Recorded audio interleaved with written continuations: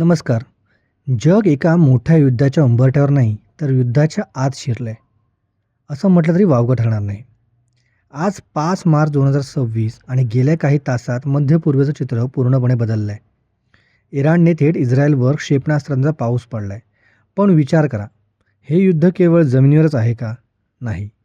यामागे आहे अमेरिकेची ऑपरेशन एपिक फ्युरी. या रणनीतीमध्ये अमेरिकेने इराणचे सर्वोच्च नेते अयातुल्ला खमेनी यांच्या मृत्यूनंतर इराणची सत्ता उलथवून टाकण्याचा चंग बांधलाय. यामुळे कच्च्या तेलाचे दर गगनाला भिडणार आहेत. रशिया युक्रेन शांत आहे असं वाटत असलं तरी इराणच्या युद्धामुळे रशियाची मध्य पूर्वेतील पकड ढिली झाली आहे. तर दुसरीकडे चीन थेट युद्धात न उतरता शांतपणे तैवानभोवती आपले अणुपाणबुडी तैनात करत आहे. जगाचं लक्ष इराणकडे असताना चीन आपली चाल खेळतोय का? आणि आपला भारत.